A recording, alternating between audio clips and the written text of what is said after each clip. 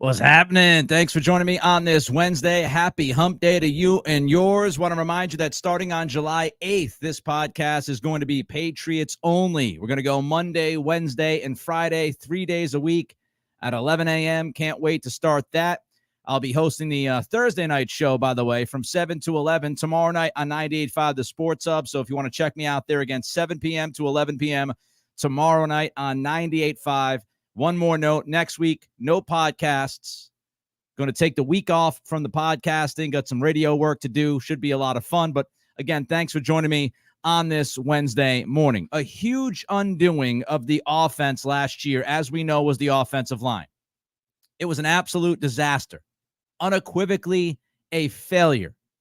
A mess. Any adjective you want to put on that offensive line that would describe bad, you could do it. Back last year, looking at some of the statistics, the analytics, the Patriots had the 32nd ranked team in pass block win rate. Last time I checked, the NFL has 32 teams. No bueno. If you're wondering, they were 15th in pass block win rate back in 2022. They were 11th in 2021. Doesn't take a rocket scientist to look at this stuff and say back in 2021, they had their best pass protection offensive line. Their offense was better. 2022, it fell back a little bit. The offense fell back. Last year, the offense was an atrocity because you had the worst pass protection offensive line in the business. From 11 to 15 to the bottom of the league at 32. Not good. 16th in pressure percentage, so right in the middle of the pack in that statistic. 13th in hurries. So at best, a mediocre offensive line in some statistics. At worst, a terrible pass blocking team in other statistics and analytics. That's what the offensive line was. Now, during mandatory minicamp, I was there for at least one of those two practices. The offensive line was Chuks Okorafor at left tackle, Sidney So at left guard, David Andrews at center, Michael Onwenu at right guard, and Caden Wallace at right tackle. That doesn't mean that's what we're going to see in week one. There's no guarantees. We don't know if Chuks is going to be able to handle himself on the left side. Maybe they swing So back to the right side. Maybe Layden Robinson shows up. Maybe Michael Onwenu decides to slide back to the right tackle spot, losing a little bit of weight. Who knows what's going to happen? But that's what we saw at mandatory minicamp. Okorafor, So, Andrews, Onwenu, Wallace. Understanding multiple guys can move. And there's an offensive line guru that is not impressed with this assemblage of talent up front by the Patriots. I saw Evan Lazar, my buddy, post this on Twitter. Offensive line guru Brandon Thorne, and Brandon Thorne does a great job evaluating offensive line play. All five spots, understands the game pretty well in the trenches. His annual rankings, Brandon Thorne's annual rankings are out. And Brandon Thorne ranked the Patriots as the second worst offensive line in football. They are only ahead of the Washington Commanders. The official tier, quote unquote, from Brandon Thorne, bottom feeders.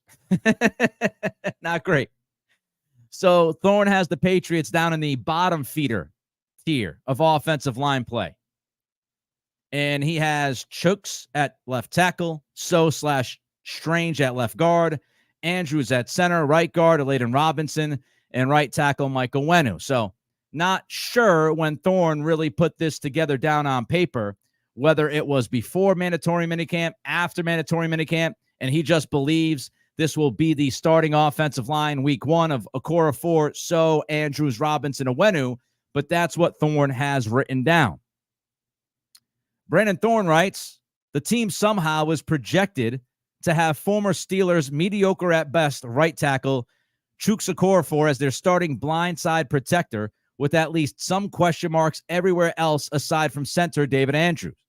Last year, the team had a strong run blocking duo on the right side with Onwenu and So, but that pairing is at risk of being split up due to 2021 first-round pick Cole Strange rehabbing an injury.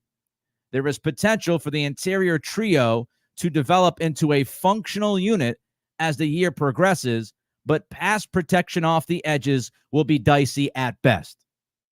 Now, aside from Brandon Thorne, the O-line guru, Greg Bedard weighed in on the offensive line this week. Here's what Bedard wrote. The Patriots are pretty crappy at both guard spots.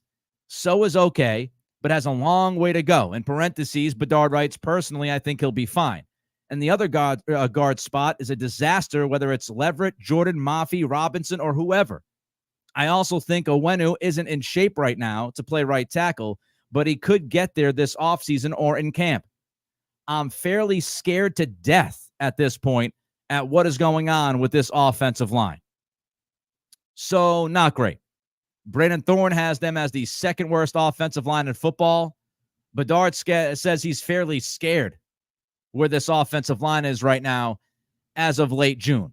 Now, before we go on with our thoughts, I want you to remember, don't forget to like the podcast channel, the thumbs up. All the thumbs up means the world to us. Drive the community here on YouTube. So don't forget to give us that like, that thumbs up. Don't forget to comment on the show. Don't forget to subscribe to this YouTube channel. And if you're at Spotify, Apple Pods, rate and review. It's the dead time. We know it's the dead time, but we keep pumping out content. So don't forget, as I pump the content out, you pump the thumbs up, you pump the comments, you pump the subscriptions. Appreciate every single one of you. Looking at this offensive line, when I was there personally at minicamp, it was my biggest concern walking away from camp. I could look at the receivers. I understood what the receivers were. I think I understand the potential of the receivers, the ceiling of this receiver group. We know what there is at running back right now. Quarterback, I feel like they're better with Brissett and Drake Maye. Defensively, didn't have many questions watching those guys. Of course, we can get into the minutia of the second corner spot and all of those things. But walking away from the minicamp practice that I viewed, by far my biggest concern was the O-line. The guys were getting beat constantly. Left side, right side, in the middle. It was a disaster at times. Giving Brissett no time to throw, giving Drake Maye no time to throw. The pocket just collapsing immediately. So that was my number one concern walking away from that minicamp practice. And if any of you saw the minicamp practice, I think you would agree. I think you would have been as concerned as me or anybody else who was watching what was happening. Now, interestingly enough, Chooks is kind of getting some good evaluations out there from people that have watched him.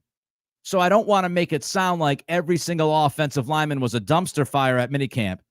I'm just trying to let everybody know that as a unit, in totality, you walked away concerned. But let's talk about Chooks for a minute. Greg Bedard wrote this at Boston Sports Journal. The Patriots have loved what they've seen out of a core four to this point. So the Patriots haven't just liked or really liked what they've seen from Chooks. They have loved what they've seen from Chooks at left tackle. They feel like they've really hit on something, according to Bedard. How the Patriots could know this without pads, I have no idea. I've seen plenty of linemen play like lions in shorts only to show a lack of toughness when the pads are put on. On a core of four, I'm not taking the cheese yet, but I certainly have a more open mind about him holding down left tackle than I did before. So wet blanket Bedard, somewhat optimistic about a core of four's ability to play left tackle. He reports that the Patriots have loved what they've seen from a core of four at that spot. If a core of four can hold his water on the left side, now this offensive line all of a sudden doesn't look like as much of a question mark or a disaster. Because when you go back to Brandon Thorne, the offensive line, quote unquote, guru, when you go back to his assessment of this O-line, where does he start? He starts with a core of four, calling him a mediocre at best right tackle that the team is somehow projecting to play left tackle. So he leads off with a core of four. And I think many people, their biggest question would be a core of four at left tackle. Because even though Sidy Sow is moving from the right side to the left side, Sidy Sow looks solid the second half of the year at right guard. He played left guard in college. So I think it would be reasonable to expect Sow to play a decent left guard. So the left side of the offensive line, if a core of four can hold his water, could be solid. And you'll take solid in 2024. David Andrews, certainly solid at center. And then you get to right guard and right tackle and what they're going to do. Does Caden Wallace end up playing right tackle? Does Owenu slide back? We'll have to wait and see. But it would be significant if Okorafor could do a good job at left tackle, because to me, and I think to all of you, if not most of you, that's the biggest question mark. The biggest question mark is Okorafor. The biggest question mark is blindside. Biggest question mark is that left tackle spot. Trent Brown gone. Who's going to replace him? So the Patriots, according to Bedard, they love what they've seen from Chuk so far. Bedard is somewhat optimistic about Okorafor's ability to play at that position. So we'll see what happens when the pads come on. We get into training camp. Is Okorafor all of a sudden sliding back and looking like a mess? Or does he still look like somebody who could do at least a solid job at that position? All right, we'll continue with some thoughts, but first let's go to a super chat. My guy Ram jumping in, by the way. Ram, I ran into at Hurricanes on parade day. Had a couple of beers with Ram. It was a good time. Met his lovely lady. It's fantastic. So, Ram, thanks for coming out. And it was good running into you. $15 super chat. Again, you can jump to the front of the line and contribute financially to yours truly as we grind through the slow season by sending a super chat. Maybe we should continue to talk about the Celtics instead of depressing Pats talk. Well, I've decided to go the opposite direction, Ram, as you know. I told you this on Friday. Told you this at the parade that we were going to evolve into a Patriots-only podcast starting on July 8th. But the Celtics talk, the Red Sox talk, the Bruins talk, that will continue on the Patreon page that I have for $5 a month. And, of course, it will continue on 98.5 beginning tomorrow night from 7 to 11, where I'll be hosting solo. So thanks for the super chat, Ram. And I think it's a pretty decent suggestion. The other thing I'll point out is even though Brandon Thorne looks at this offensive line and says they're going to be the second worst offensive line in football, that's his projection, Thorne has also gone on record saying that he likes Scott Peters. And he thinks Peters can be a good offensive line coach. So if Peters is that good offensive line coach and you get at least solid play up front, it should be better than last year, which isn't saying much. But go back to what my entire offseason was about. Patriots, just get better. If they're better on the offensive line in totality, the offensive line coaching is better, you take a step forward in your protection, it's a good thing. So you might not be a top 10 offensive line. You might not even be in the top half of the offensive line, but if you go from 32, let's say, to 22 or 20, that's a pretty significant step forward. And we have to understand that this is a team that's rebuilding. So if the offensive line coach can do his job at a decent level, then maybe he can get these guys going by week 1, week 2, week 3. But I go back to the Okorafor thing, because if Okorafor ends up being solid, if he ends up being good, this offensive line could be better than we think it's going to be. Could be. A lot of ifs. I'm not there yet. I'm not sold. I want to see Okorafor at joint practices. I want to see this offensive line with pads on. I want to see these guys playing in actual football games before I say to myself that offensive line is good or that offensive line is a dumpster fire. That's the reason why I don't give you win-loss projections in June. I just don't believe in it. I think it's silly to talk win-loss before you see this football team with pads on going against actual competition. So ultimately, we don't know what this O-line is going to be, right now in the moment. I'm telling you what Brandon Thorne thinks. And they could be as bad as Thorne thinks. They could be absolutely atrocious. But the other side is that Okorafor could be at least decent at left tackle. So holds the spot down at guard. David Andrews is fine. Mike Owenu is back at his natural position that he's played at right guard. And now you got right tackle to figure out. You can live. We've said this for the last couple of months. We thought about this with the left tackle spot. You can live with one of your tackles not being great. You can live with one of your offensive linemen not being very good. You can live with that because you can help that guy on that side. You can do different things offensively to make sure that you're covering for that offensive lineman who might be the problem, whether it's right or left tackle. But if you've got both tackles being a mess, that's when it's a disaster. So you need Caden Wallace or Owenu or Chukwuekorfor. You need one of those three guys, maybe even Calvin Anderson. You need one of those 3 or 4 guys to do a good job at a tackle spot. If one of those 4 guys can do at least a good job at a tackle spot, now you can cover for the other tackle spot. We'll see how it unfolds. Now, if the offensive line is as bad as Brandon Thorne is projecting it to be, again, Brandon Thorne saying that this is the second worst offensive line in football, how does that impact Drake Maye? Does that delay Drake Maye's debut as the New England Patriots QB1? It absolutely could. I've said this since Drake Maye got drafted. When should Maye play? Maye should play when he is ready to play, unless the offensive line is a 5-alarm fire. And so if the offensive line, if we're watching this O-line throughout the preseason and we're saying to ourselves, this offensive line isn't much better than last year's offensive line, if we're saying this offensive line is going to be one of the worst offensive lines in football, then it will absolutely delay Drake Maye from starting a football game. Because I don't want the future, the franchise, I don't want him out there running as if his life is going to be over every single snap of the football.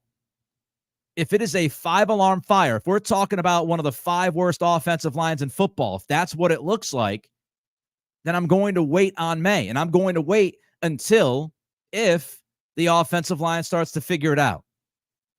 If the O-line is not a 5-alarm fire and Maye's ready to play, then you play him. So this could absolutely have a direct impact on the quarterback plan. You might play Brissett more this year than you want to out of necessity if the offensive line's a sieve. So it all connects. If that offensive line is that bad, I don't want to risk Maye's future in a season where how far are you going anyway? I'm not going to give you win-loss, but I will tell you I'm not projecting this team to be a playoff team. If you're going to end up with a top 10 pick, let's say, then really what the hell is the reasoning to throw Drake Maye out there if the offensive line is horrific? It wouldn't make any sense to me. So that's why we've got to pay close attention to the O-line. Not only because a better O-line means better football team, it means better offense than what we've been, witness to the last couple of years, but it also means an awful lot towards Maye's progression, because he can be progressing like he is, and he certainly seems like he's taking those necessary steps. And I think we should all be very happy so far with what Maye has looked like. But there are other factors. The quarterback position is dependent on offensive line play, is dependent on run game, is dependent on the skill position players around him.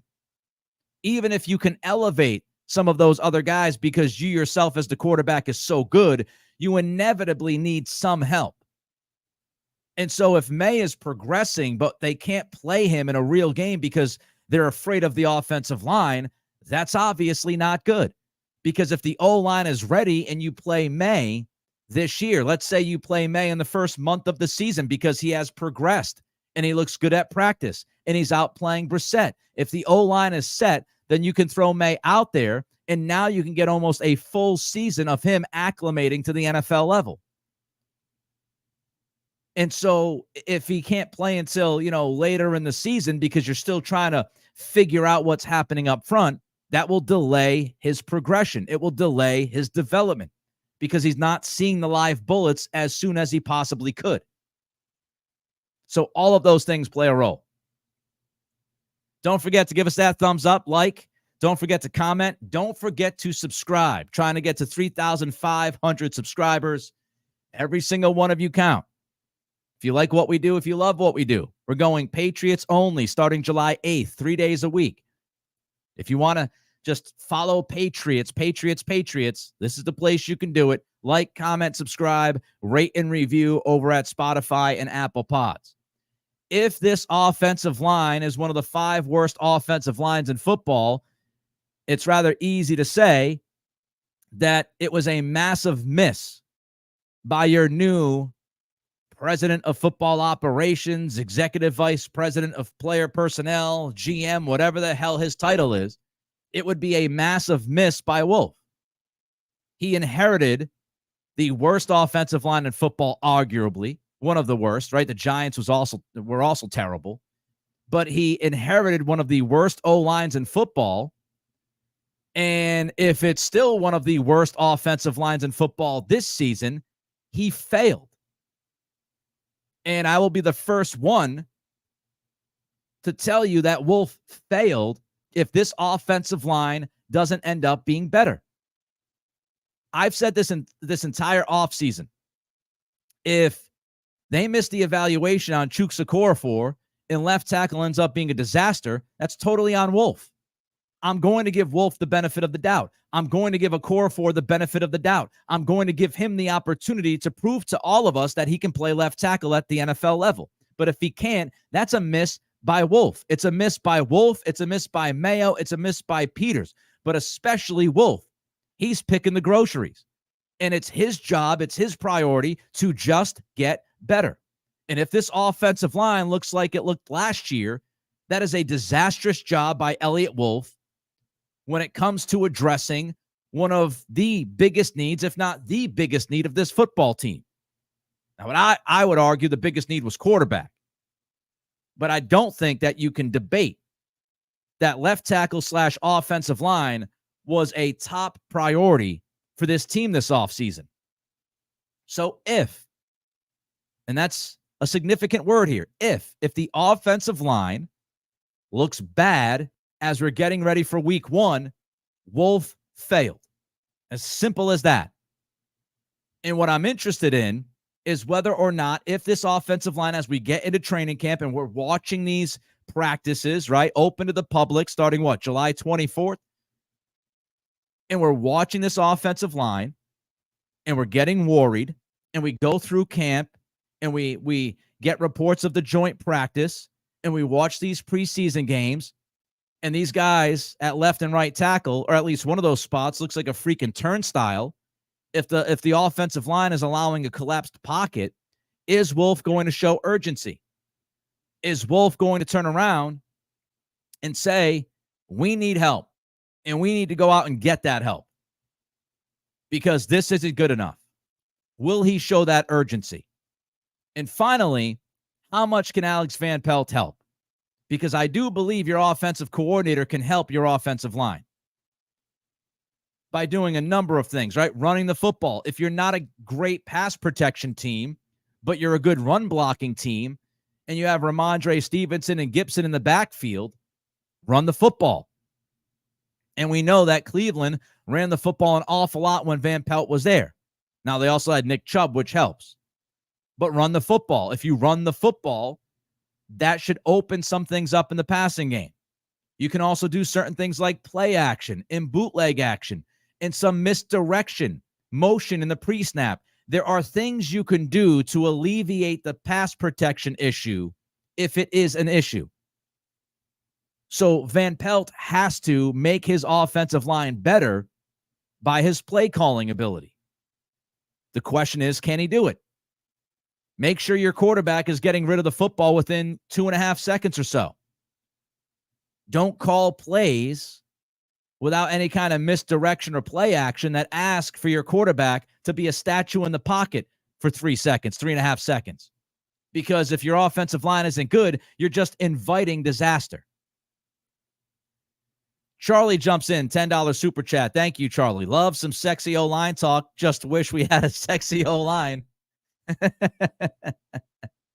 Yeah, me too. It'd be good if we had a sexy O-line. I'll take a good offensive line. Doesn't even have to be sexy. Just get me good. And we'll see if they can do it. Again, it's only late June. But I appreciate the super chat and the joke, Charlie. Good stuff. All right. Starting July 8th, Patriots only podcast. Monday, Wednesday, Fridays at 11 a.m. live here on YouTube. A reminder, I'll be hosting on 98.5 The Sports Hub tomorrow night from 7 p.m. to 11 p.m. I'm solo, so I'll be hosting. I'll be doing headlines, the whole shebang-a-bang. Swing on by and check me out over there. Let's get to some more Patriots, not offensive line stuff. Breaking news, Bill Belichick is no longer in New England. That might shock some of you, but it's true. No longer in New England. And I think he's no longer in New England because of the offensive meltdown that we saw from this franchise from 2019 to 2023. As soon as Brady left. Now, even before Brady left, we know there were some issues in 2018. They had to pivot and run the football a ton. Their defense stood up in the Super Bowl against that Rams team, and they won a championship. Fantastic. But 2018 was the beginning of scrambling for offensive weapons and trying to evolve this team on that side of the ball. 2019 was a disaster. Brady told us that, even though the team began great, started 8-0. He told us he wasn't happy. He wasn't miserable. He was miserable. And a lot of that had to do with the offense and the questions about the offense. And that was really the beginning of the end for Belichick because they just couldn't figure it out offensively. And in 2021, it looked like they started to figure that out. And then inevitably it went bad. Coaching decisions, coaching hires, quarterback play, offensive line play. That's why Belichick is no longer with the Patriots. If the offense was even, let's say, 20th in the league last year, I think this team would have won 7 or 8 games at least. And Belichick, I think, is still here if they win 7 or 8 games. Maybe I'm wrong. Maybe Robert Kraft would have said, we missed the playoffs. You're still gone, Bill. It is what it is. I don't know. But I think it would have been a much more difficult decision for Robert Kraft if Belichick was hovering around that 8-win mark versus what we saw last year. And when you look around the NFL, I don't know how many of you have seen this yet, but Malik Cunningham. We know Malik Cunningham is in Baltimore. And the latest example of Belichick's struggles offensively and the team struggles, you can look at Cunningham. I found this fascinating. John Harbaugh said to the media the other day, according to Jamison Hensley of ESPN, Harbaugh said that Cunningham's understanding of the passing game as a quarterback is helping his transition to receiver. He said that Cunningham has the athletic talent to play wide receiver in the NFL. Quote, he's kind of a natural at the position.